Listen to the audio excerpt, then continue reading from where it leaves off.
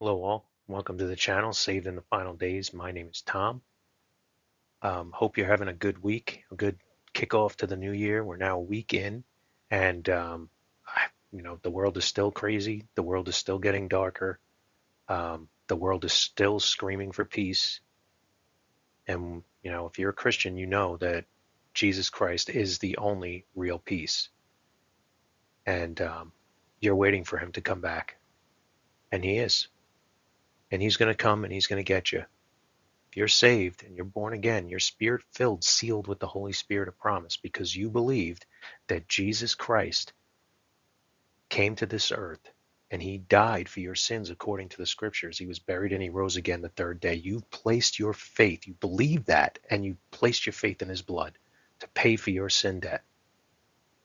Then you're saved and you are waiting for the rapture of the church, which is going to happen at any moment. Could happen right now. There's a lot of flack. There's a lot of crazy doctrine out there. So you got to really be careful in this ocean of the internet.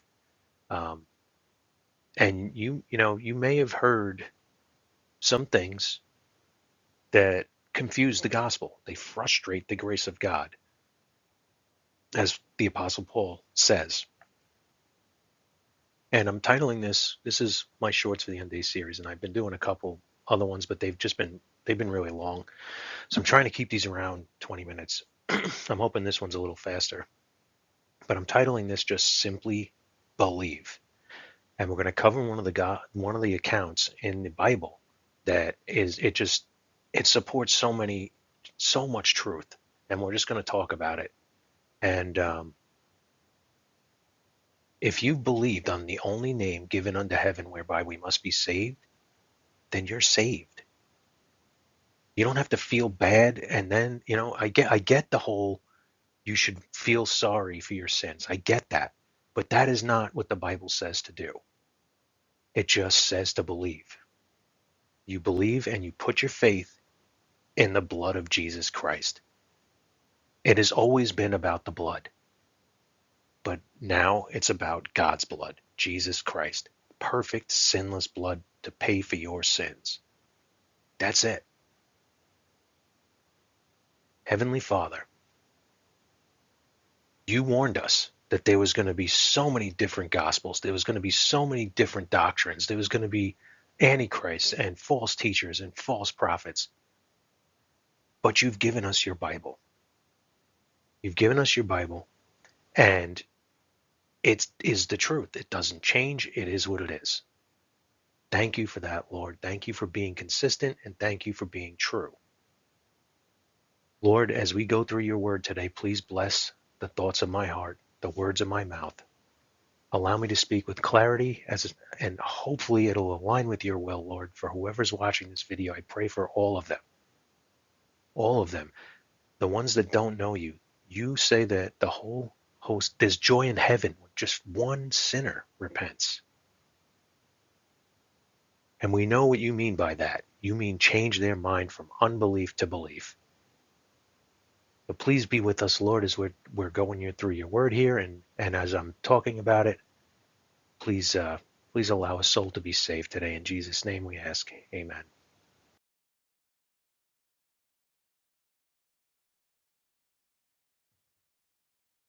2 Timothy 2:15. Study to show thyself approved unto God, a workman that needeth not to be ashamed, rightly dividing the word of truth.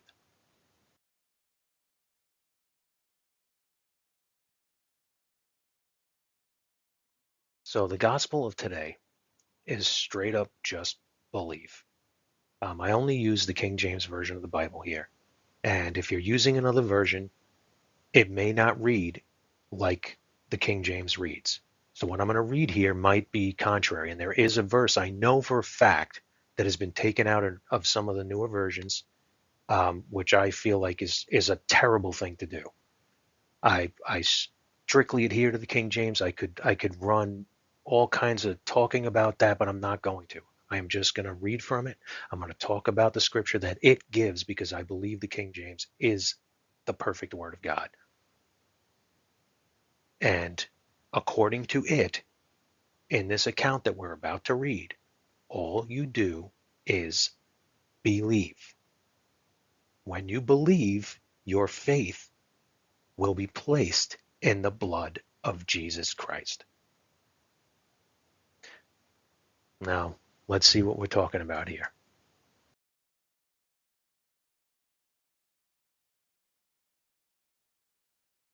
Acts 8,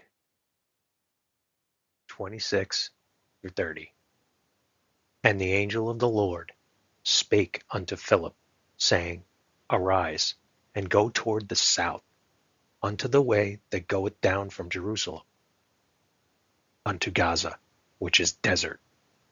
And he arose and went, and behold, a man of Ethiopia, an eunuch of great authority under Candace, queen of the Ethiopians, who had the charge of all her treasure, and had come to Jerusalem for to worship, was returning, and sitting in his chariot, read Isaiah the prophet. Then the Spirit said unto Philip, Go near, and join thyself to his chariot. And Philip ran thither to him, and heard him read the prophet Isaiah, and said, Understandest thou what thou readest?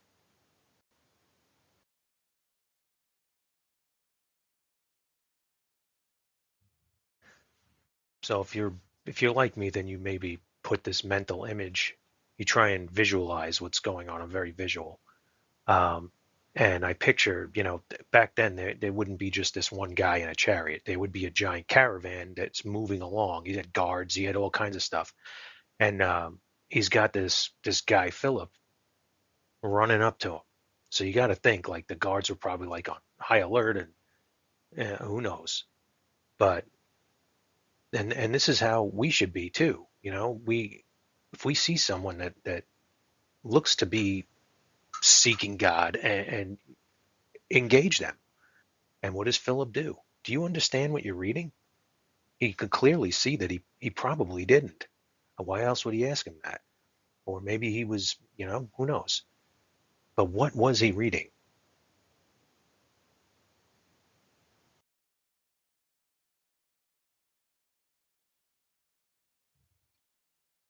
Isaiah 53, 1 through 10. Who hath believed our report? And to whom is the arm of the Lord revealed?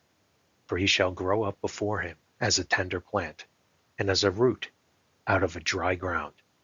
He had no form nor comeliness. And when we shall see him, there is no beauty that we should desire him. He is despised and rejected of men, a man of sorrows, and acquainted with grief. And we hid, as it were, our faces from him. He was despised, and we esteemed him not. Surely he hath borne our griefs, and carried our sorrows. Yet we did esteem him stricken, smitten of God, and afflicted. But he was wounded for our transgressions. He was bruised for our iniquities. The chastisement of our peace was upon him, and with his stripes we are healed.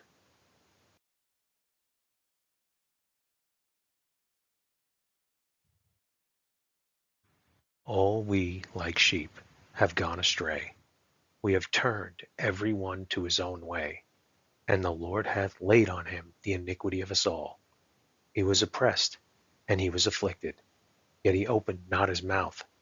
He is brought as a lamb to the slaughter, and as a sheep before her shearers is dumb, so he opened not his mouth. He was taken from prison and from judgment. And who shall declare his generation?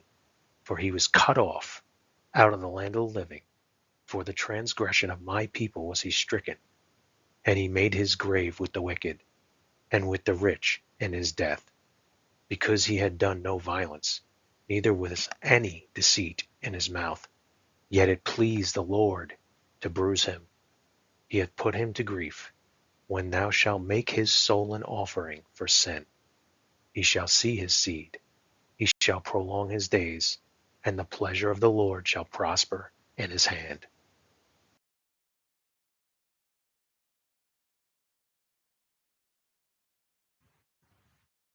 So Isaiah 53 is what this Ethiopian eunuch was reading.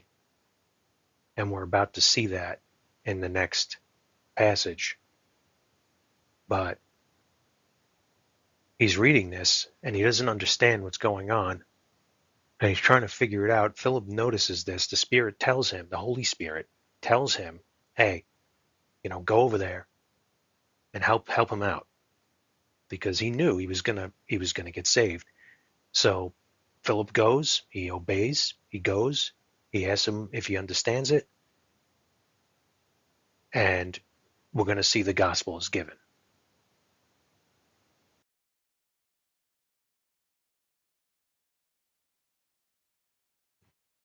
Acts 8:31 through 35.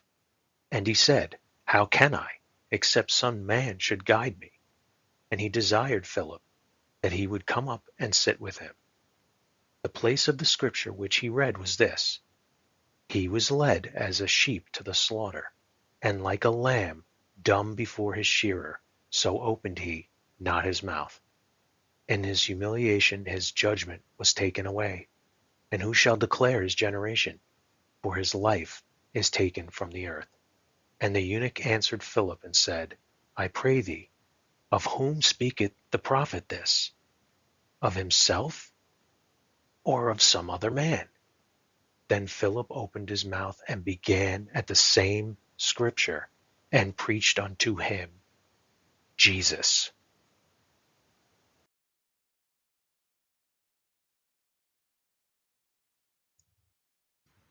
Now, I don't know if you caught that or not. You can go back and read Isaiah 53, where it's exactly what he was reading. But if you didn't get chills from that or goosebumps, Philip preached unto him Jesus. He preached to him the gospel, the only saving gospel of today, which is Jesus Christ was the Word. The Word is God. He was made flesh. He came to earth. He bled and died for your sins according to the scriptures. He was buried. He rose again the third day according to the scriptures. He preached unto him Christ. Jesus is the Christ. And it is his blood that will pay for the sin of the world, and did, and will forever, for as long as people believe it. Let's see his reaction.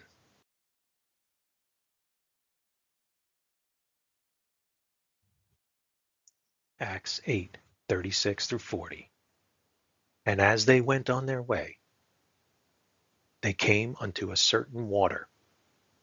And the eunuch said, see, here is water. What doth hinder me to be baptized? And Philip said, if thou believest with all thine heart, thou mayest.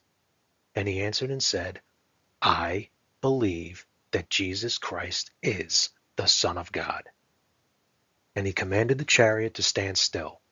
And they went down both into the water, both Philip and the eunuch, and he baptized him. And when they were come up out of the water, the Spirit of the Lord caught away Philip, that the eunuch saw him no more. And he went on his way rejoicing. But Philip was found at Azotus, and passing through, he preached in all the cities, till he came to Caesarea.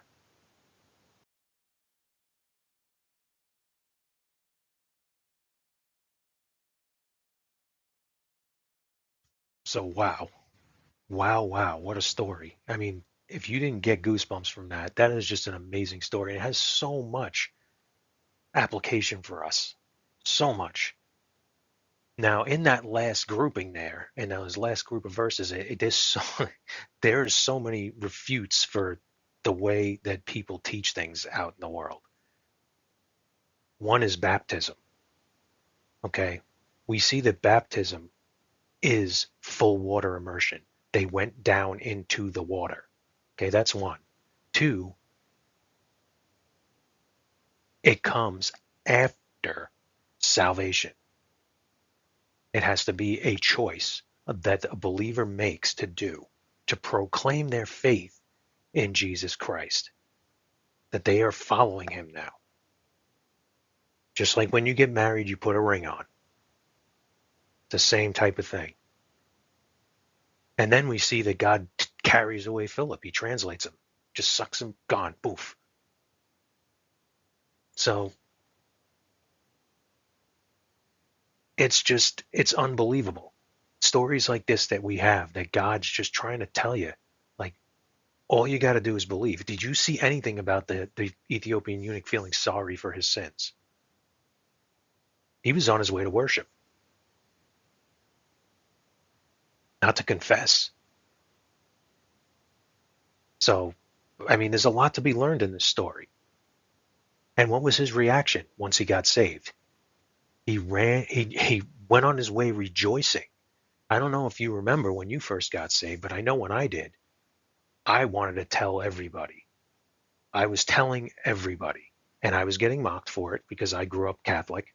So a lot of my family's Catholic, and I was catching flack for it, but that's what I was doing. And that's pretty much what happens when you first get saved. Now, I'm not going to say that happens for everybody because there's no requirement or there's no like guaranteed thing that's going to happen after you get saved. That's physical, you know, but that was my that was my experience. And there's a lot of truth to that too. I mean, in the Church of Ephesus and Revelation says they lost their first love, and I think that's what the first love is that fire when you first get saved. Now, if you've been saved since you were young, um, you may still have it. You may not have it anymore. I don't know. I don't have what I used to have. I know that, and I try every day to get it, to push myself to go farther and farther. Um, these videos here help me a lot. They help me get it out there. Um, I feel like I'm being obedient that way. But if you're on the fence about Jesus Christ, He is the only name given unto heaven by whereby we must be saved. That's it. There's nothing else. So if you're looking for something else, you're not going to find it. He's all there is. He's the only way, the only truth, the only life. That's it. There is no other God. There is no other ways to heaven. You can't just hope you get there. It doesn't work that way. You have to believe the gospel and put your faith in his blood. That is the only way you're going to be saved. And then you'll be waiting for the rapture, just like all of us. So I pray that you do that. I pray that you get saved. I pray you consider Christ today and you really think about it. And this story is amazing. Read it again. Read Isaiah 53. Now, Israel, I believe, tries to say Isaiah 53 is about Israel. And I think that's what the question was that the eunuch asked. Was it about the prophet Isaiah or about somebody else? So they twist it that way, but it's Jesus Christ. He's the only way. And if you believe that, you believe his gospel and you put your faith in his blood, you are saved. You'll never lose it. It's forever. You become a son of God. You are in God's family, and you can call him Heavenly Father in Jesus' name. Thank you for stopping by.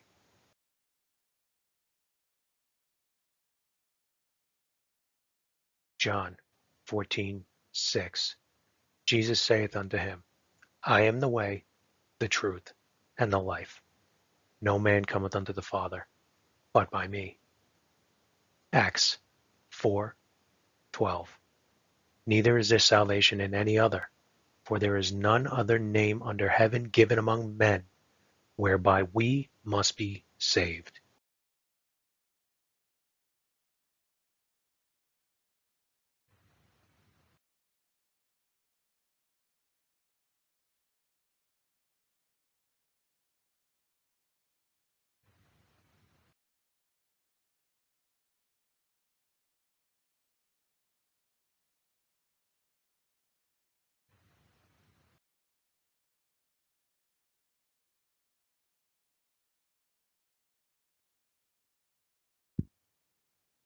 Jesus Christ died for your sins according to the Scriptures and was buried.